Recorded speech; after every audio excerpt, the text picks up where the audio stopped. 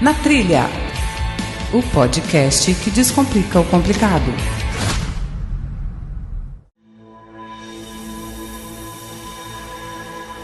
Se é negativo, significa que é ruim? E esses pininhos na parede, como é que vocês colocam? Dá pra subir de rapel?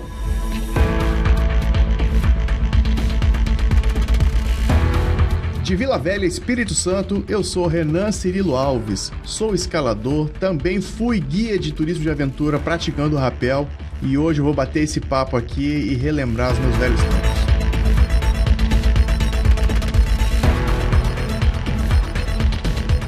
Eu sou Redi Siqueira, montanhista, carioca, perdido em Vitória e também escalador.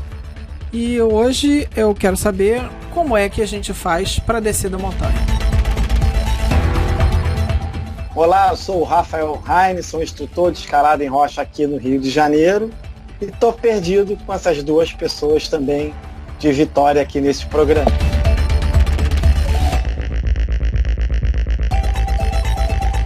O Na Trilha de hoje fala sobre os bastidores da prática de rapel comercial, uma atividade que, apesar da aparência, não tem nada de simples e nem fácil. O objetivo desse episódio é apresentar um panorama segundo a visão de quem vive e de quem já viveu situações complexas ao longo de sua jornada dentro desse mercado. E, na verdade, a intenção inicial era de falarmos especificamente sobre a prática de rapel. Só que o assunto rendeu tanto durante a conversa que, apesar do nosso receio, resolvemos nos aprofundar um pouco mais em assuntos que poderão incomodar muita gente. Convido você, ouvinte, a prestar bastante atenção nesse episódio, pois além de longo e denso, o assunto é de muita relevância para todo mundo que usa o rapel como uma das atividades de entrada nos esportes e atividades de aventura. E por isso, eu conto com a sua participação para que a gente continue entregando um conteúdo com a qualidade que você sempre espera. Vai lá nas nossas redes sociais e diz pra gente como esse episódio te ajudou e a sua opinião sobre esse tema. São essas mensagens, e-mails, feedbacks que nos dão um rumo para produzir cada vez mais e mais. E o nosso convidado, o Rafael Heine, ele vai ficar muito animado e muito contente com a sua mensagem. E nós na Trilha, felizes de contribuir um pouco mais com o seu dia a dia. E esse papo você pode acompanhar em qualquer aplicativo agregador de podcast. Basta pesquisar por Na Trilha, tudo junto, Na Trilha, ou também pode acompanhar no nosso site, VC na Trilha, que é o você de internet, né? vcnatrilha.com.br. E lembre-se, faça desse podcast a sua aventura. E sem mais delongas, vamos para o papo.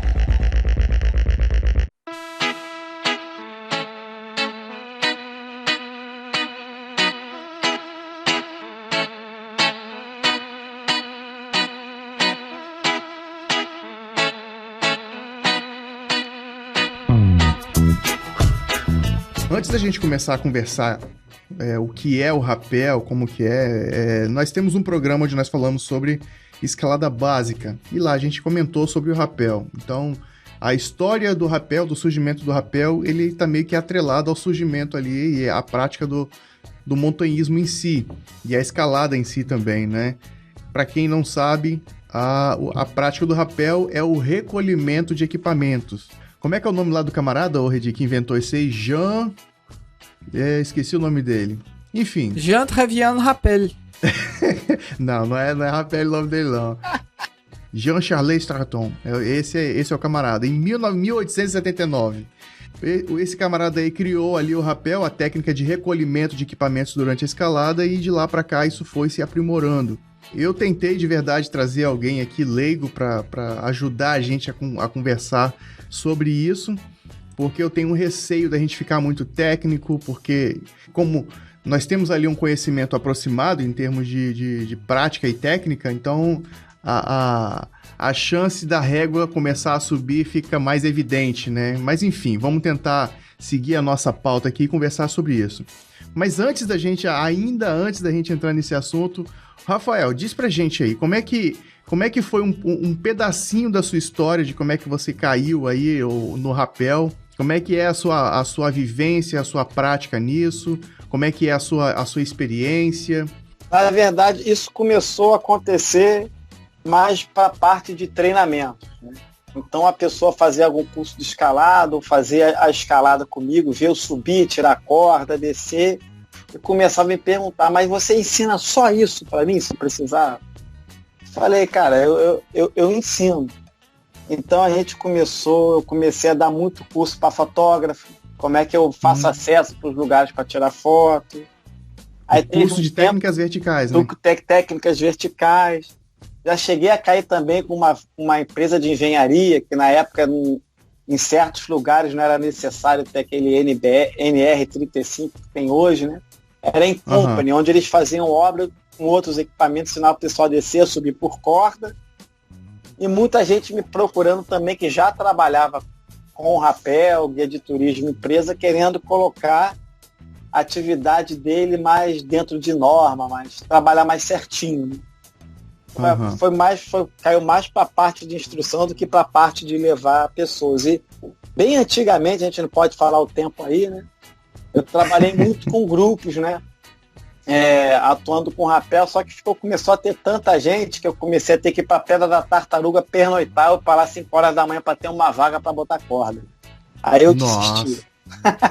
E aí você já chegou a operar com grupos de quantas pessoas no máximo, assim? Cara, meus grupos grandes eram 10 pessoas, 12, 10? 3 cordas, entendeu? Um instrutor no meio e descendo do lado, outro do outro. Só que eu achei que tinha muita gente, comecei a parar gente do meu lado com 30, com 20, com 40. Falei, opa, até chegar um dia que não tinha mais vaga para eu botar corda para descer lá no rapel, ou ter aquela cortina de corda um por cima do outro. Eu falei, cara, tá ficando meio esquisito, é melhor eu parar. Entendi. O Rafa, ele, numa das edições do Banff, teve um filme falando sobre segurança, né? Sobre rapel e tudo. Foi nessa época que você tava vendo Gente Demais, esse negócio de teia de corda, que surgiu a ideia do filme? O cara é meu amigo mesmo. Foi isso, foi tudo isso. O cara acertou na roxa. Eu comecei a operar muito, cara. Eu comecei a ver gente do meu lado vendendo comercialmente, que a pessoa... Você via que ela não fazia por maldade. Ela não sabia o que ela estava fazendo. Ela estava ali para ganhar dinheiro. Numa dessas atividades teve um acidente, né, perto de mim. Eu atuei no resgate, consegui tirar a pessoa, né, já que a gente escalava, a gente sabia mais coisa do que às vezes quem estava ali. Sim. E aí eu conheci, hoje ele é o comissário da Polícia Civil, foi o Felipe Leal, que me convidou para diversas perícias de acidente, muito com rapel. E ele é um cara que testa corda aqui no Rio de Janeiro, né? Chegou até uma época a ser uma figura polêmica. Ele é o recordista em descida com velocidade pelo Guinness Book. E conhecendo o Felipe foi que surgiu a ideia de a gente fazer um documentário em 2009. É o Aventura no Turismo, que teve como base mesmo esse meu susto ver o pessoal vendendo rapel assim igual água no sinal, sem critério nenhum. Eu também sou bem crítico a isso, naquela época de compras coletivas, né, e você comprava um saco de bala, ganhava um rapel de graça. Isso, de certa forma, prostituiu muito esse mercado, também aqui no Espírito Santo, mas vamos avançar um pouco nessa pauta aí, que é algo que, aí quando a gente começa a falar, né, de o valor da prática e o valor da sua vida, né? O que tá atrelado a isso aí. Mas enfim, deu para ter uma noção aí de quanto tempo já você atua com isso e como você chegou aí. Mas eu agradeço também a Aline Baman, lá da ONG Férias Vivas, foi quem consolidou e chancelou aí a sua vinda para estar conversando com a gente. O próprio Redi também curtiu. Então estamos em casa aqui. E só acho importante ressaltar esse trabalho, né, com a ONG Férias Vivas, que é importante, né? Então, estamos conectados também por ela. Mas, Rafa, aí agora eu quero ressaltar de novo aqui, até para você, ouvinte, a dificuldade que tá para mim para descer ali o nível, né, e o nível de atuação. Não é que é descer, né, mas é chegar um pouco atrás, né? Porque quando a pessoa vai contratar ou quer fazer uma descida de rapel em um local, ela não tem noção do que está acontecendo. Muitas vezes, um roteiro que a pessoa quer pagar R$50, R$60, ele tem uma complexidade imensa. É esse papel aqui que eu quero mostrar para o ouvinte primeiro, nesse primeiro bloco aqui. Como que é complexo montar um rapel ou como que é fato essa atividade, né? Vamos falar do guia, né? Que é o camarada que vai levar todo mundo para ir para pedra, né? O que é o mais crítico, né, para um guia de rapel, na sua opinião, Rafa? Primeiro, ele tem que ter um conhecimento acima do rapel que ele opera, né? Não só de descida, mas ele tem que saber subir por corda, tem que saber tirar a pessoa dali, tem que entender de primeiros socorros. Ele tem que estar preparado para tudo, né, cara? Não é só céu azul, botou na corda, desceu, tá tudo certo. Ele vai ser acionado, todo mundo, né, que escalada, caminhada, você vê se o cara é bom na hora da adversidade. É o mar revolto que faz o bom marinheiro, né? Faz o bom marinheiro. Como que é importante essa percepção? Porque eu já passei por situações em que eu conduzindo o rapel, e aí dando um treinamento, na verdade, para uma equipe de rapel, e um dos instrutores que iria conduzir o rapel chegou embriagado. Opa, virou de balada e chegou com um cheiro e um bafo de cachaça. Falei, cara, você não vai tocar, você não vai... Daqui você pode ir embora. Até que veio o dono da empresa e falou, não, deixa ele ir, porque o cara é brother e tal. Eu falei, então tá, então se ele fica, eu saio. Eu saio da empresa, eu nunca mais atuei. Então, é esse tipo de compromisso que a gente sente falta em algumas empresas. E isso é complicado. O turista, ele tá ali entregando a vida, entregando a diversão, ou até mesmo uma expectativa de, sei lá, um sonho, né? Nunca fez aquilo. São muitas emoções que passam pela mão e pela frente desse guia, né? Para essa execução, o Rafa, como é que acontece essa execução? E aí vamos falar de como é que é feita essa montagem, né? Tem que ter um cara em cima, um cara embaixo. Traz para mim aí um panorama. Te contratei e quero ir lá fazer o rapel. Como é que funciona? Então, cara, eu vou falar uma coisa muito bacana, que não tem muito a ver com rapel, mas tem. Eu aprendi há pouco tempo. Primeira coisa, antes da gente montar essa ancoragem toda, já que eu trabalho com pessoas, eu tenho que entender sobre pessoas. Então, a primeira parte do meu trabalho, ele recebe um questionário no Google Docs, né, que tem termo de assunção de risco, a responsabilidade é minha, mas eu comunico o risco. Hoje em dia tem termo de segurança, de Covid. Eu procuro saber, altura, peso, por que você quer fazer rapel, qual é o seu sonho, você já teve experiência, cara, o que você está esperando de ficar pendurado numa corda? Quanto ele mais falar para mim, eu vou ter mais assertividade em montar o rapel para ele e proporcionar a experiência que ele está esperando. Então, se você faz uma boa anamnese da pessoa que vai para você, você tem mais chance de fazer ela feliz, de saber quem que vai. Né, cara? Vou fazer uma brincadeira aqui. Você chama a pessoa lá e você não faz. A pessoa chega lá, a pessoa tem 1,60 m, 120 kg. Né? Caraca! Você não sabe disso, você não tem uma cadeirinha que vai encaixar na cintura dela. Então, olha só, cara. Verdade. São situações críticas. Né? Então, ela já te preparando para esse susto, você já pode mais... Cara, vou arranjar uma cadeira gigante, vou botar um peitoral, aquele de serviço em altura. Você já vai preparado, né? Eu já tive isso com um gringo, né, cara? O cara chegou, tem um turista aqui querendo escalar contigo, né? Leva uma sapatilha grande, a maior que você tiver. Aqui no Rio, cara, se eu conseguir uma 46, tá bom demais. Chegou lá, o turista calçava 51, filho. Eita! Nossa, você já viu alguma sapatilha desse tamanho? Não tem, né? Vai ter que ligar para Curitiba, para daqui a 3 meses chegar uma sapatilha para ele. Então, acho que é isso. Quanto mais eu souber da pessoa, mais assertividade eu vou ter. Aí eu costumo dar um briefing, mostrar os equipamentos todos, aquele papo, já para a cabeça dela ir aceitando. Ó, arrebenta com mais de 2.000 quilos, 4.500, eu estou montando. Então, primeiro a gente arma todo ali o sistema de ancoragem, né? Posiciona a corda, verifica se realmente a corda está chegando onde a gente quer. Vocês sabem que já teve muito acidente com isso, né? Sim. Que o cara tem aqueles clientes assíduos que já acham que são feras, né? O cara joga a corda. Não, você já faz há muito tempo, desce aí primeiro. Só que ele não fez o papel dele de profissional para verificar se a corda chegou no lugar que deveria chegar e a pessoa sair da corda, cair no chão, se quebrar toda e já não teve atividade. Então, né, eu desço, verifico o caminho, né? Quando eu desço para minha segurança, faço um nozinho na ponta da corda, que se não chegar, né, eu não caio na chão. Né? Depois que eu fiz, né? Tá tudo certo, equipe, e a pessoa lá embaixo que eu coloco, o pessoal chama de anjo, é uma pessoa também qualificada, né? Só um cara que segura a corda. Né? E de repente o que acontecer com o cliente, esse cara que está lá embaixo vai chegar mais rápido, vai ser mais eficiente do que eu que estou lá em cima. Sim. Então tudo isso é aquele custo, né, cara, do 60ão, 10ão, combina com caixão, né, bicho? Você monta isso tudo e é muito bacana para vocês que na universidade, quando eu dei aula na Veiga na Meira de 12 anos, eu tinha uma matéria de turismo e aventura e eu ensinava o cara que ia formar em turismo a montar um produto.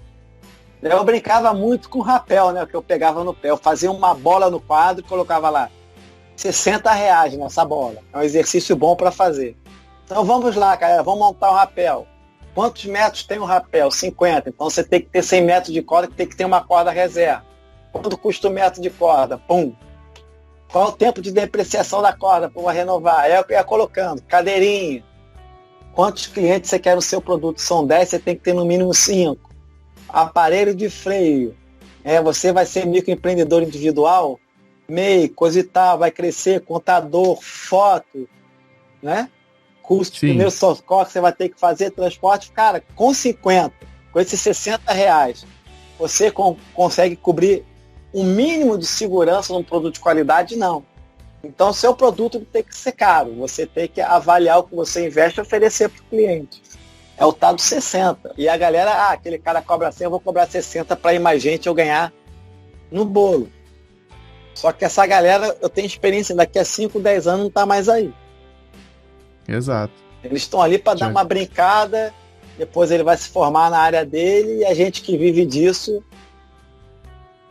o mercado é nivelado por baixo. Né? Então, é complicado. Mas tem clientes que gostam de coisa boa, essa notícia é boa. Pode montar com qualidade que você vai mirar no cara que gosta de coisa boa. Sim.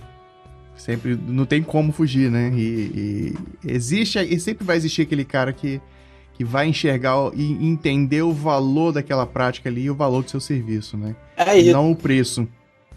É isso. E o valor da vida dele também, né? O valor da vida todo mundo enxerga, né? Mas o valor... não sei calcular o risco, Regi, aí já é outra história. E aí quando a pessoa não calcula o risco, ela não vê o valor do serviço. Né? E aí isso aí é algo que eu falo também. Enfim, não vamos entrar nessa discussão aqui, ainda estamos explicando como é que o rapel acontece, né? Pois é, e aí junta ali uma pessoa no topo da pedra que vai receber aquele turista. Lógico que para ele chegar naquele ponto ali também existe uma série de fatores. O turista chega no condutor de cima, né? A pessoa que está lá em cima recebe ele vai ancorar, ele vai fixar os equipamentos na cadeirinha dele e a pessoa vai descer. Você tem a prática, Rafael, de fazer descida assistida ou a pessoa desce apenas com a segurança, com um camarada da SEG lá embaixo? Eu procuro sempre ter uma corda reserva do lado, entendeu? Isso depende muito do rapel, né? Depende muito do local, né? Eu vou do lado dela, tipo, com cordelete, com tudo na cintura, que qualquer problema que aconteça com ela, eu posso botar um prussic, travar ela ali, cara, você tá presa, né? Uhum. Aí eu subir pela minha corda, eu tenho aquela corda reserva para de repente amarrar nela ou aí fazer o direcionado para tirar ela ou puxar ela para cima. Eu acho que o fundamental é você ter aquela corda reserva vaziona e o cara que tá do lado que domine, né, bicho? Deu ruim, pera aí que eu vou subir lá, vou botar a corda em você e eu vou te controlar para descer.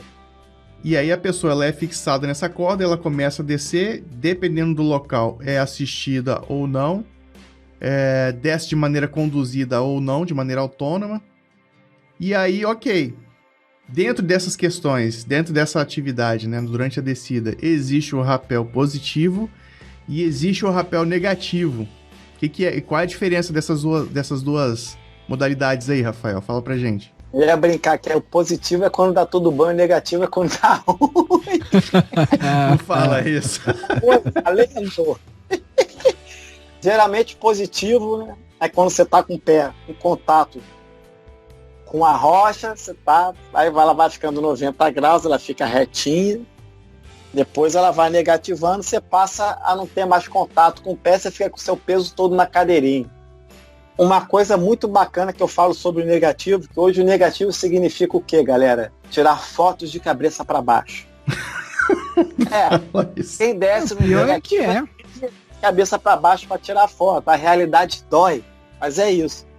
Então já me perguntaram, você deixa a pessoa virar de cabeça para baixo? Depende da pessoa e depende do local.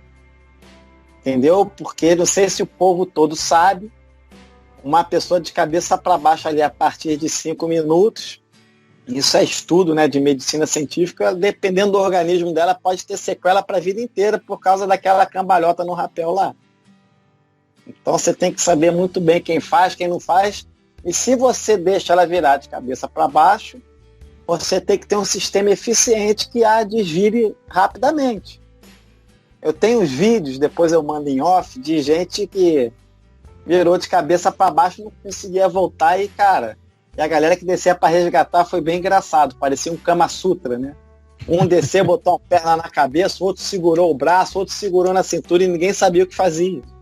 Então bastava descer um instrutor com um cordeletezinho com backup, tentar virar lá para cima, fazer um peitoral nela e com esse cordelete mesmo, de repente prender ela na corda, você tá presa, relaxa.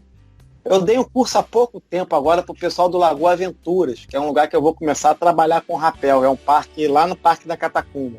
Então eles acharam que eu ia ensinar eles a botar a corda no freio. Falei, cara, isso aí até minha avó te ensina, você vê pela internet.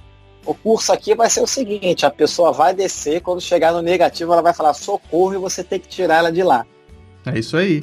Então o curso foi isso, o cara descia, fazia um peitoral, clipava a pessoa na cadeirinha dele, quando ele descia falava, meu Deus do céu, minha cintura. Então qual é o aprendizado desse curso? O melhor resgate é não precisar dele. Então fique atento ao peso da pessoa, quem é que está descendo, como é que ela está se comportando, para você não precisar fazer isso. E se precisar, você sabe. Treinem entre vocês da equipe de vez em quando para isso aí sair de olho fechado.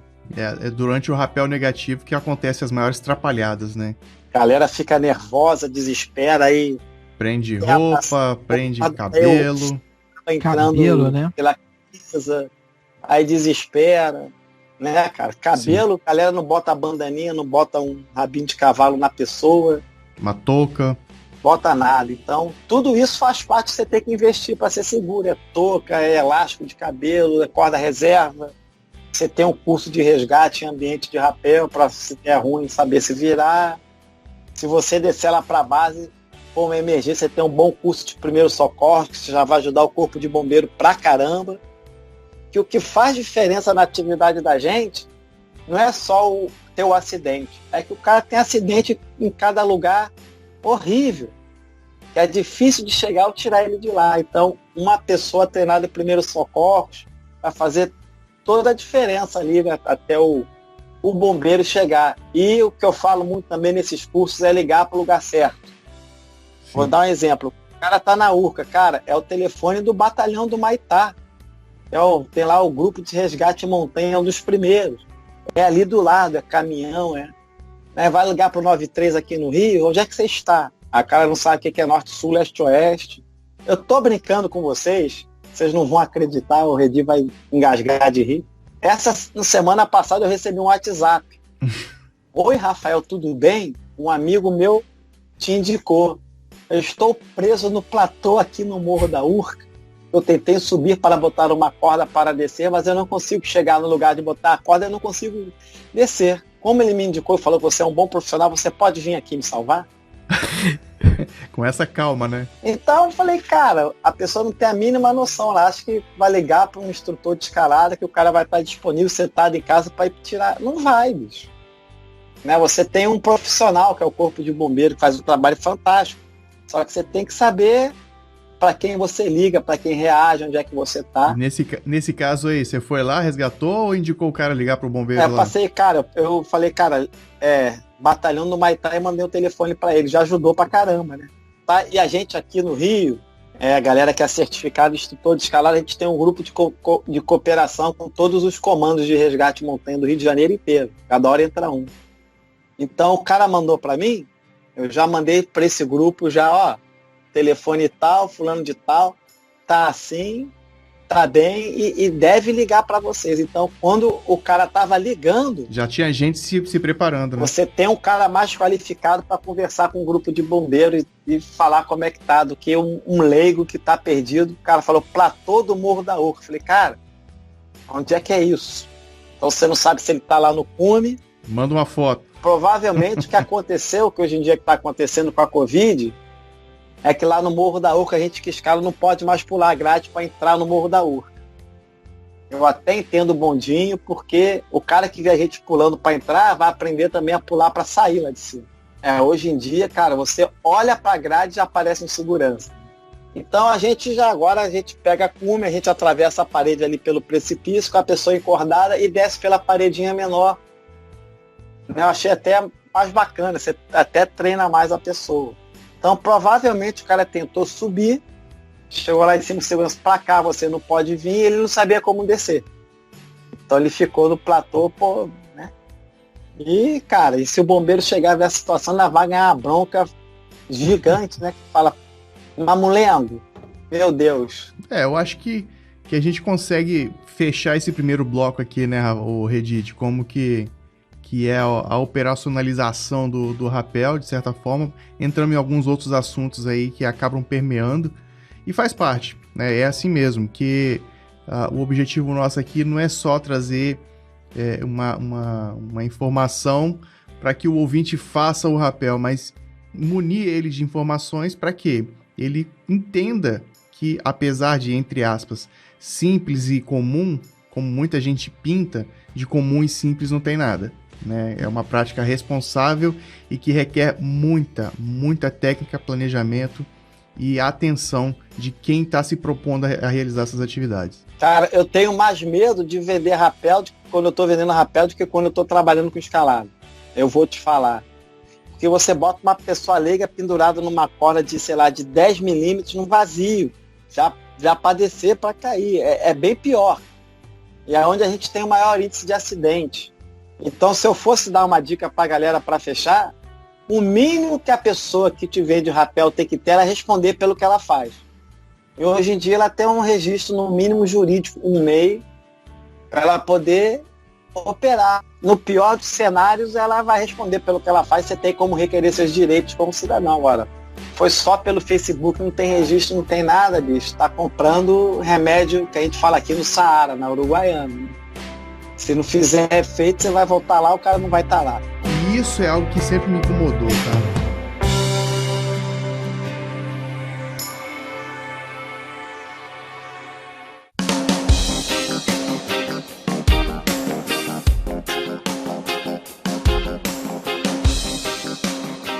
Agora, o Rafael, qual é o jeito certo de descer o rapel? O camarada, o indivíduo, ele está lá já pronto para descer, recebeu a instrução, mas como é que é o jeito certo de se descer de rapel? A primeira dica que a gente dá para a pessoa é o posicionamento corporal, né? Ele manter as pernas abertas mais ou menos na largura do ombro para ele ter um pouco mais de base. Ele vai ter a mão após o freio para controlar e para dar uma travada. De preferência, você pode posicionar as duas mãos após o freio. Aquela mão que fica na frente do freio é mais para equilibrar. E para dar tchau também. Mas isso é muito importante. Isso é mais importante que descer no rapel, é dar tchau na foto, para falar que você fez. Pois é. Primeiro, a pessoa vai fazer essa primeira descida para ela ver qual é o sistema de corda, como é que é ficar pendurado. Né? E o bacana você falar isso, que hoje em dia no Brasil, a gente querendo ou não, nós temos aí 2 normas técnicas para operação e montagem de produto de rapel. Então é muito importante que, inclusive, quem oferece isso comercialmente fique pelo menos sabendo que isso aí existe. Por que eu falo isso?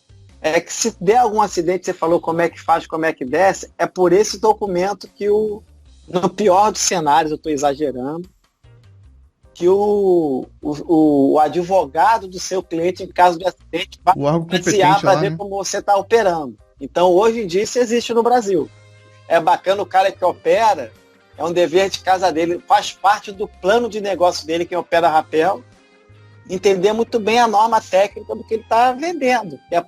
É por ali que ele vai ser avaliado. Só uma questão de comparativo. Por exemplo, você se acidentou, você bateu o carro, né?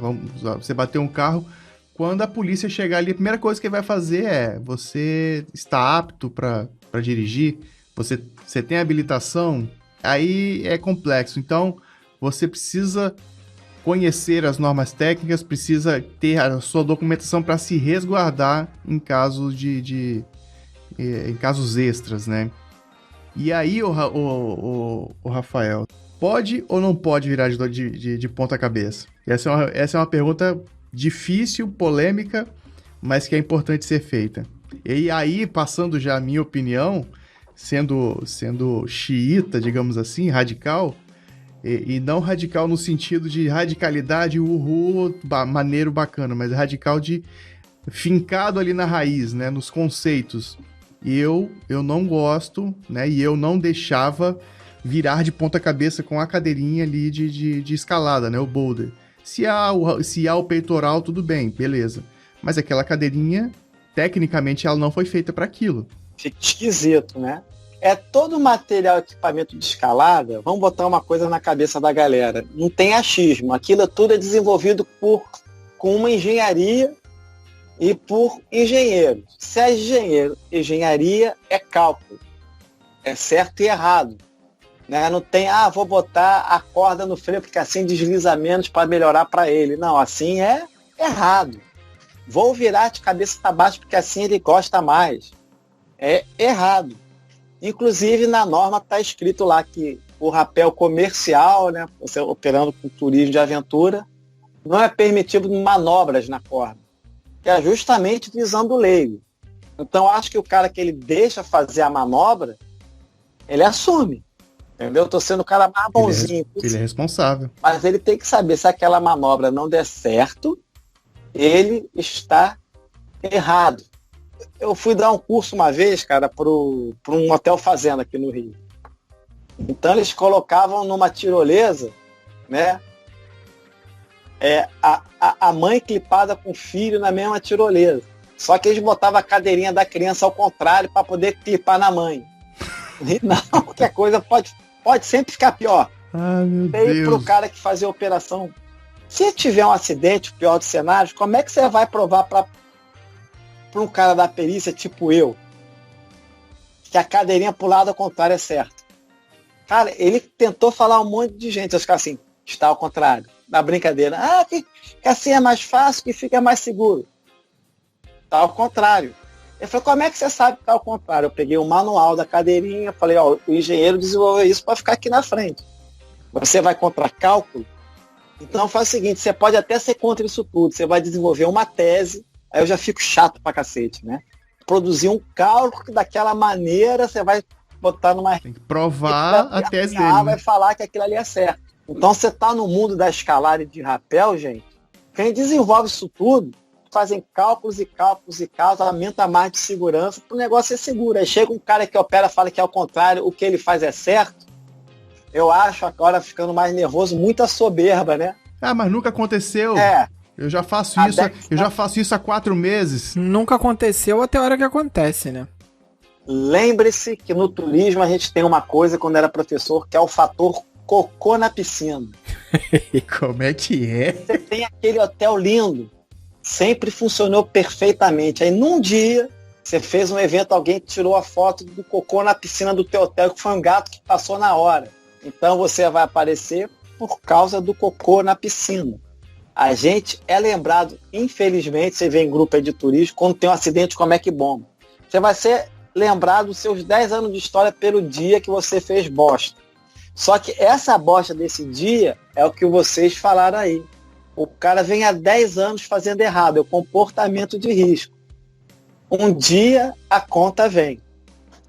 E quando a conta vier, separa um dinheiro aí, né, cara? Que você vai ter que ter advogado para te representar, você vai ter que provar que o contrário é certo, vai falar, isso aqui não é gaita não, é berimbau. Não é gaita. Eu já participei de 3 perícias. Vou te falar que não é nada agradável quando você erra. Porque o cara, quando não tem conhecimento, quanto mais ele fala para se defender, aí ele já está praticando mergulho, é outra modalidade de aventura, né? Ele tá botando chumbo no cinto dele para ele afundar. Quanto mais ele fala, mais ele se entrega. É sim, senhor, e aceita que dói menos. É o pior cenário. A gente está aqui, né? Viajando, mas é bacana falar isso, tanto para quem opera quanto para quem vai consumir esse produto, né? Sim. E ao final desse episódio, eu espero que você, ouvinte, se sinta motivado a fazer o rapel. Não, você se sinta motivado a procurar um cara legal para te oferecer atividade. Ô Rafa, aí pergunto eu pra você. Tem, porque assim, né, pelos meus cabelos brancos e meu mais de meio século de vida, o rapel sempre teve problema, esse tipo de problema de qualificação. Você acha que tá melhorando? Eu acho que com a história do montanhismo de Facebook tá indo muita gente não qualificada pra montanha. Mudou alguma coisa? Você acha que tá melhorando? Você acha que tá piorando? Ou tá pior? Eu acho que o pessoal está se esforçando para melhorar. Então, tem muita gente que opera rapel que está tentando fazer pelo menos um curso básico de escalada para entender mais do que ele está fazendo. Tem uma galera procurando, tem sim, fazer a coisa certa, né? Mas isso está culminando também para essa explosão de mídia social. Então, é uma luta inglória, né? Eu vou dar um exemplo para vocês. Essa semana eu subi o cabo de aço lá sozinho, tinha 3 pessoas, um que entendi e 2 que estavam subindo pela primeira vez. No cabo de aço. Tava esse povo todo no cabo de aço, na CEP. Pelo CEP. Aí, no dia seguinte, eu fui levar um aluno, que eu dou uma aula de artificial fixo, para ele subir pela chapeleta e como ele progride numa via ferrada. É no curso de guiamento de via de escalada, esse do cara guiar em artificial e subir por um cabo. Esse garoto que subiu uns 2 dias antes pela primeira vez, já estava guiando uma pessoa. Eu fiquei que nem ele você. já se deu o título de mestre em escalada. Já. Quando o cara levou ele lá, ele já pegou aquelas fotos e já colocou. Já viu que é fácil fazer, né? A pessoa fala assim, eu quero. Ela não quer saber se o cara sabe. Ela vai pela simpatia da pessoa, pela foto, para o cara ser divertido. Você arrisca a sua vida porque a pessoa é simpática. É quase um suicídio, né, bicho? Cara, e o CEP, assim, a gente considera o CEP uma das vias que, se é que uma via mata alguém, né? Mas é uma das vias onde já mais morreram, não é isso? E alguns com pessoas experientes. Então, o que aconteceu? Ele foi armar a segurança lá, ele colocou, tipo, mais técnico, freio na cintura, direcionado pra menina e falou, sobe. Eu falei, cara, assim ele não funciona. Aí ele ficou meio preocupado, né? A garota, ela tava curtindo que ela tava virando, tava tudo certo, ela era heroína, aquela altura, ela com cabelo ao vento. Um cabelo ao vento. Já notou super sexy. Então a galera quer o palco. Não quer saber de bastidor. A galera quer se dar bem, tirar foto e falar que fez uma aventura incrível. Mostrar que tem aqui autossuperação, né? Se ela ligar pra mim, ela vai me achar chato, né? Porque ela vai ganhar uma ficha de inscrição com termo de risco, tem seguro, dá seu nome todo pra botar o seguro aqui, pra mim e pra você. Esse cara não quer vender, né? Tá me enchendo um monte de coisa aqui, eu quero pagar, quero ir e pronto. Tá botando empecilho. Exato. Então mal sabe ela que se a família dela ver isso, vai agradecer.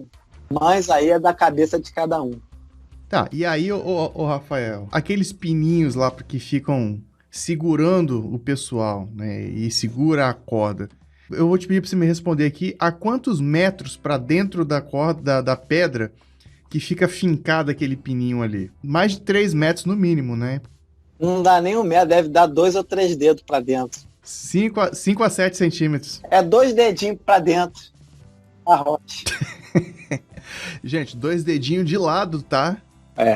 Essa é uma pergunta muito comum que a gente ouve, né? Que eu ouvia, né? No alto da montanha, a pessoa totalmente energizada ali com aquele momento, né? E é que a gente chama de adrenada, né? Tá nervosa, tá com medo.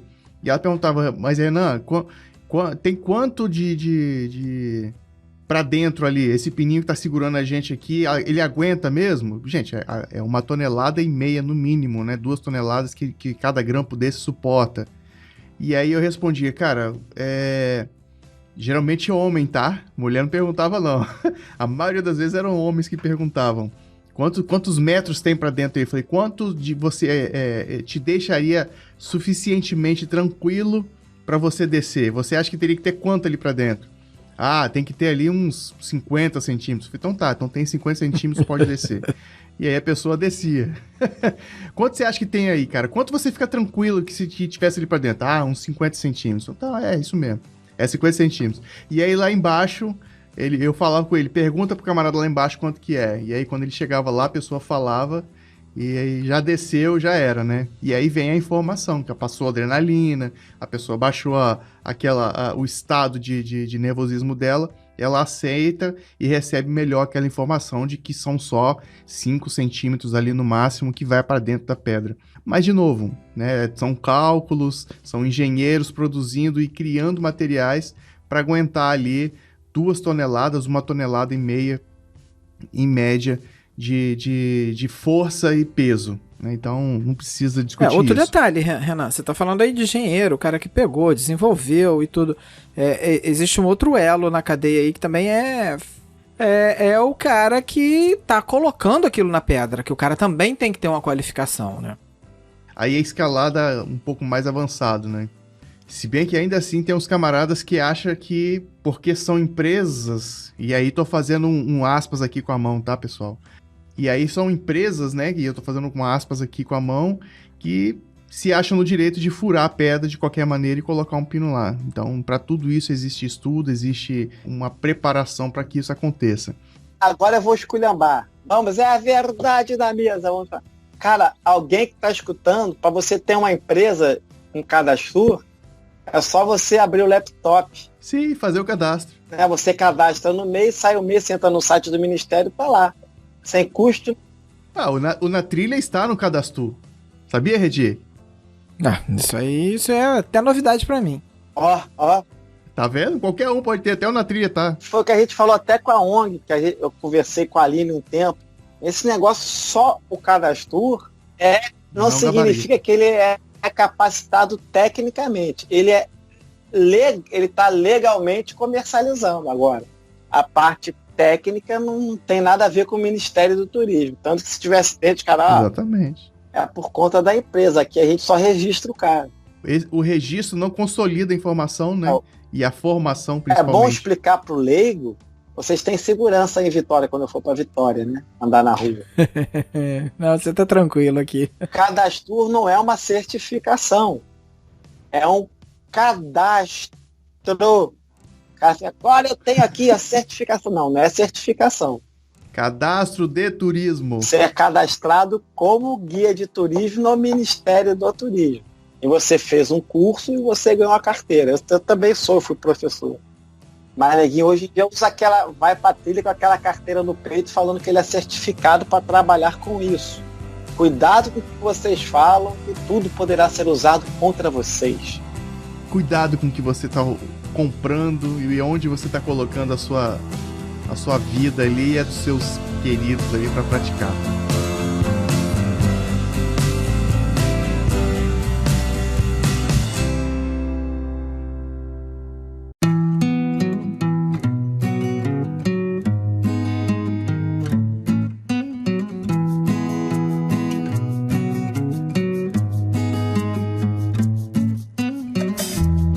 Agora, o Rafa, nesse sentido aí, e aí é uma pergunta capciosa, tá? De novo, só perguntas difíceis aqui.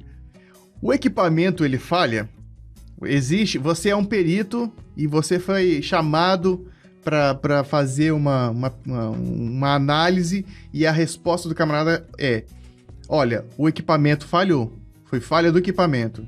Existe isso? O porquê ser uma pergunta capciosa? Porque aí já tô expressando a minha opinião aqui. Equipamento não falha.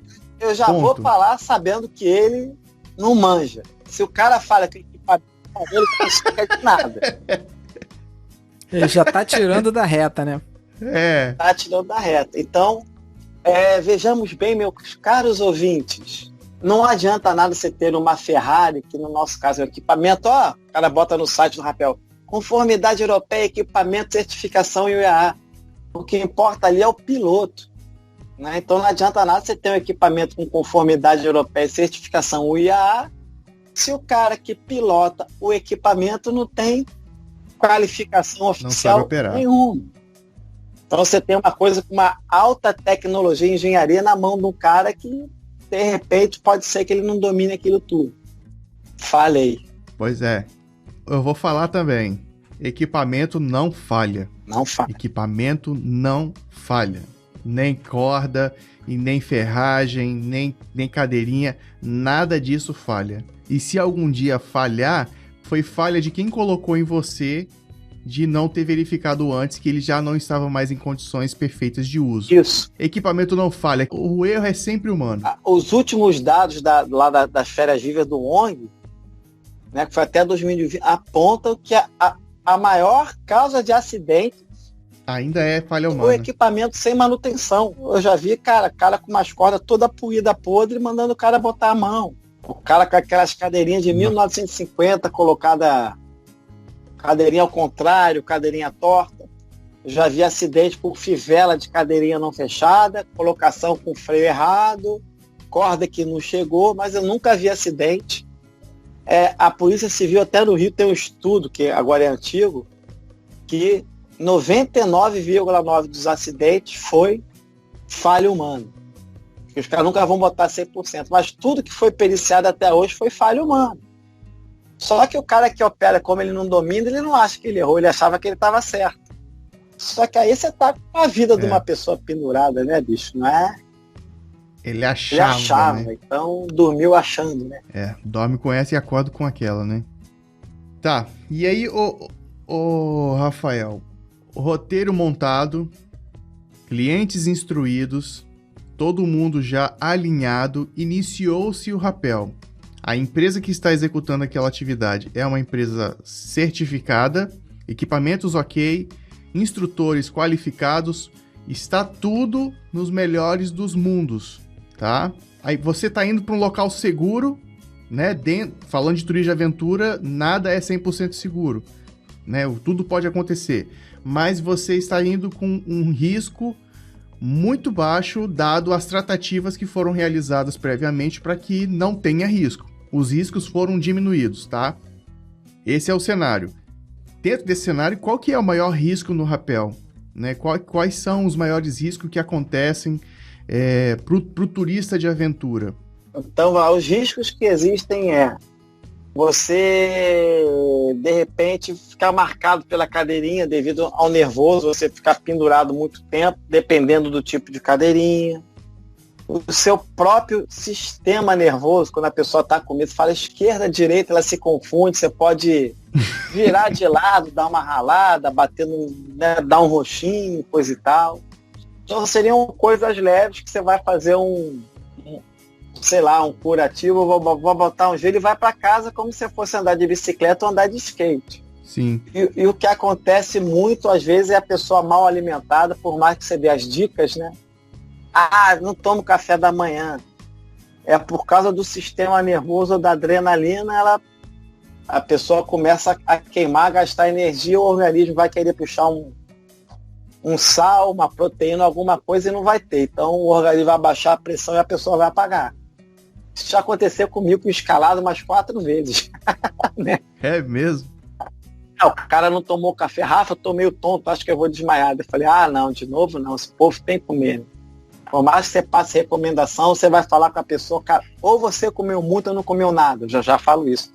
Cara, eu tomei um negócio ali que me fez mal, não tomei café não, comi um pãozinho. Falei, cara, você tá fazendo atividade física, né? Come uma barra, come um negócio, senão você apaga aí.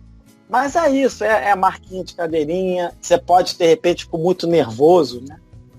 Ter algum atrito da corda no seu antebraço, ou queimar um pouquinho, mas nada mais que isso.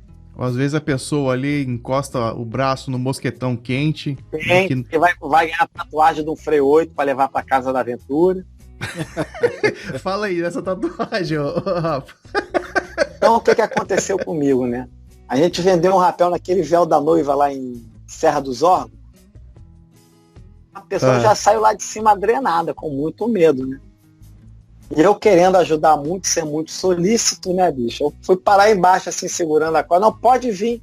Conclusão, quando eu botei a mão na corda, ela já chegou na altura do meu ombro. Imagina a cena. A pessoa largou a mão da corda do freio para me abraçar. Então a cintura dela, o freio ficou na altura do meu rosto.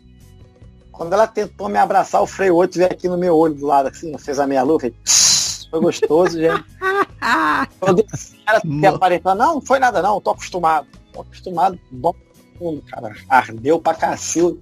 Aí eu fiquei com a meia lua do freio 8 na cara, assim, uns 3 dias. Nossa. É bom pra gente estudar isso, né? Eu cheguei lá, crente que eu ia ajudar, cara, fica longe, a pessoa vê, tô comendo. Fica que a pessoa nervosa é igual dentro d'água, ela vai olhar pro cara que é instrutor, pro salva-vida, ela vai subir no quengo do maluco para se salvar. Sim. A pessoa quando tá com medo pendurada, cara, ela quer segurar em alguma coisa, sair dali. Ela vai se colocar em risco, mas é um instinto dela se salvar e precisa ter o instrutor, que é o cara calmo, que conhece olhando, para administrar aquilo. Mas falei, não queria falar isso. Vocês me obrigaram a falar da minha lua na cara, francamente.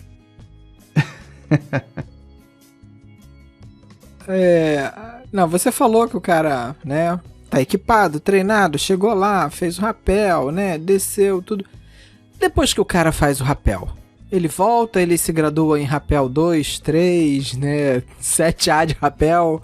Como é que é? Você acha que a galera... Não, tô dizendo o cara que pratica, porque assim, eu comecei fazendo rapel, né, eu fiz rapel e depois quis... é normal para os escaladores, é normal para os escaladores, mas... Tem rolado isso ou o cara quer ir fazer rapel 3 pra dar mais curtida no Instagram dele? O que tá rolando aí? Graduação, o nível de rapeleiro?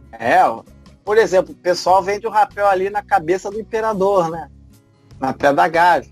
Caraca, tá tendo rapel ali agora? Prefiro não comentar. É um lugar que a corda vira uma lança, né?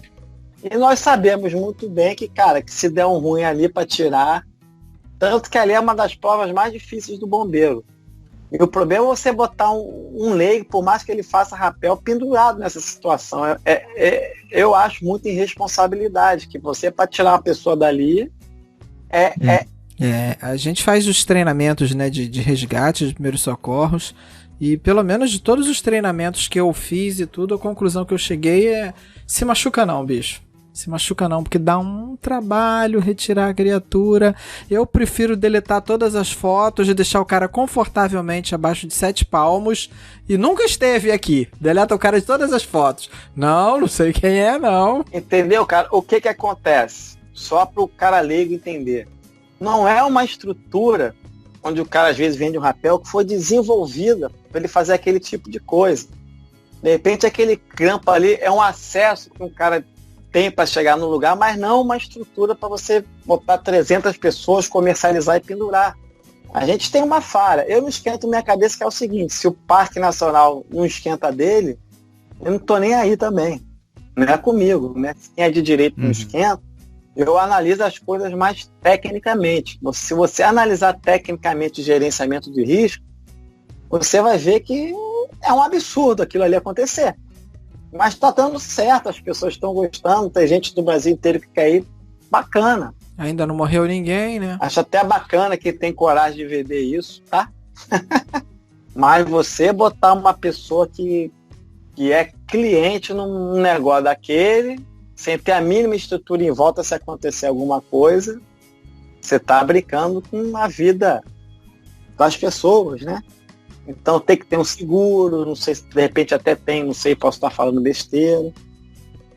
Mas até pela norma técnica você sabe que tem um limite de altura para comercializar rapel. Porque a partir de uma altura, aquela corda pendurada a mais de 100 metros, aquilo ali é uma flecha de rocha, né? Você falou num negócio assim, eu não conheço a norma, né? Mas você falou que existe na norma uma extensão, né? Um limite de extensão. A gente está prestes a ter aqui no Espírito Santo um rapel que vai ter 500 metros. que até onde eu sei não vai ser contínuo, vai ter uma estação de troca no meio, mas mesmo assim é bastante coisa, né? É que eu também não sei como tá na norma, não estou falando que a norma também tá certa. É mais para alertar quem vende para quem consome. Eu acho que tem um limite de altura até tantos metros, o cara, a partir daquilo ali, a norma não se responsabiliza mais. Tem um negócio desse. Porque é tudo documento da UIAA, né, cara? Então, quando o cara bota e fala que lá não indica, o cara não vai montar uma norma contra a Associação Mundial de Alpinismo. E tudo que você tem com norma de rapel de escalada é texto de quem? Se você pegar a norma e abrir. É Ctrl+C, Ctrl+V da CBME, da FEMERG e da UIAA. A norma é documento de entidade esportiva. É só você ler. Vide pela UIAA, chega no final lá pela CBME. Ou é gente que sabe o que está falando. Ninguém inventou. O cara que criou a norma técnica, ele não inventou da cabeça dele uma coisa diferente da entidade esportiva, como é a norma técnica de mergulho, como são as outras. Cara, de repente, fracionado, se o cara for de 50-50 trocando. Eu acho que não. Agora acho que você não tem problema, não. Emendar 500 metros de corda, assim. Você fracionando é o que a gente faz na escalada, né? Quando a gente escala uma via de, sei lá, 900 metros, a gente vem fracionando, né? Cara, se o cara botar um sistema de gestão de segurança legal, eu acho que é isso. Ó, cara, eu faço 500 metros, mas daqui eu resgato assim, eu faço assim, o cara... Bacana. Tamo junto, que é mais que a norma. A norma, mas você conseguiu fazer o sistema de gestão de segurança, que apesar da altura toda, você tem tudo controlado. Mas por exemplo, o da Gávea. Seria muito interessante quem vende, que ele fizesse um vídeo, ou demonstrasse que se a pessoa ficar presa ali, ele tira. E como ele tira? Então, eu faço isso com a minha equipe. Aqui eu vendo aqui, mas vamos ver se dá para tirar a pessoa daqui. Pra eu fazer um gerenciamento, cara. Ali, como é que a gente vai fazer se der ruim ali? Olha, ali não dá ruim, né? Então, é muito mais que você botar uma corda numa altura e pendurar o cara, é você ter acesso a ele e poder tirar ele dali. Que tem esse risco no rapel. A pessoa ficar nervosa, entrar a camisa, você tá na cabeça do imperador, entra um vento, a corda começa a ficar de lado assim, o cara não desce, irmão. E principalmente a exposição ali, né? Para o ouvinte que não é do Rio de Janeiro, a gente está falando da Pedra da Gávea, na Barra, que ela forma um rosto, né? Que o Rafael está falando é o imperador, né? O rosto do imperador. E esse rapel é feito lá em cima. A Pedra da Gávea tem o quê? Uns 900 metros de altura? 842. Então, você pensa na exposição disso, né? E é uma das trilhas mais populares que tem no Rio de Janeiro, né? Dá pra você chegar ao cume por trilha, né? Caminhando numa boa. Mas também tem escaladas lindas, né? A Passagem dos Olhos ali é uma das escaladas mais bonitas pra mim. Rafael, a gente tá avançando aqui no nosso tempo e eu tenho um tópico aqui que eu queria te convidar para você retornar para conversar com a gente, que é a responsabilidade legal de um condutor de turismo de aventura. Isso. Né? Que isso por si só vai ser bem interessante da gente conversar, vai ser bem interessante da gente destilar o nosso veneno, mas, acima de tudo, abrir os olhos do ouvinte. Para esse momento aqui, a gente pode, nesse tópico, encerrar aqui. Né? Mas eu gostaria muito de falar sobre a responsabilidade legal, mas não cabe aqui agora, porque é muito extenso e não dá para tratar com essa superficialidade. Que o ouvinte tenha a noção de que a gente está falando aqui não é o que o Rafael acha, que o Redi acha, e o que o Renan acha, ou que o Na Trilha acha. A gente está... Tudo que é falado é com embasamento técnico em norma e em legislação. Não é o que a gente acha. A gente está mostrando para as pessoas que tem isso tudo aí. O mundo é livre, ela decide se quer ir com de 60 ou com de 100. Né? Mas a gente está respaldado por norma, por responsabilidade civil, por um monte de coisa que é o mundo profissional. Exatamente. E responsável, né? Todo mundo tem a chance de se qualificar e de se tornar profissional. Até eu falando aí que se precisar me ajuda, for da área, eu mando o documento e ajudo. Não tem nenhum problema. Ninguém faz errado porque quer. Eu acho que é bacana prestar atenção nessas coisas e se profissionalizar. Mas se achar que é muito caro, você vai ter o cliente que vai pagar pela sua qualidade. Não abaixa a sua qualidade para agradar o cliente que quer pagar pouco.